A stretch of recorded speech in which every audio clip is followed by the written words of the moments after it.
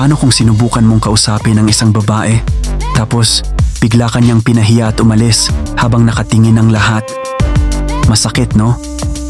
Pero sa ganitong sitwasyon, may 7 psychological games kang pwedeng gamitin, pero para makatipid sa oras mo, 2 muna ang ituturo ko. Una, social frame control. Ito yung teknik na babaliktarin mo ang sitwasyon nang hindi ka nagmumukhang bitter. Kung may mga taong nanonood, pwede mong palabasin na siya ang unreasonable.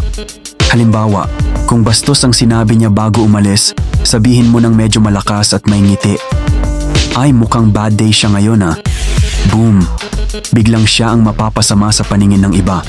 Imbes na ikaw ang kahabagan, siya ang huhusgahan. Pangalawa, psychological disqualification. Huwag kang magpahalata na nasaktan ka. Gamitin mo ang utak mo para alisin ang power niya sa sitwasyon. Halimbawa, kung naging bastos siya, sabihin mo lang, alam mo, para kang kapatid ko. Same vibes. Subtle. Pero matindi.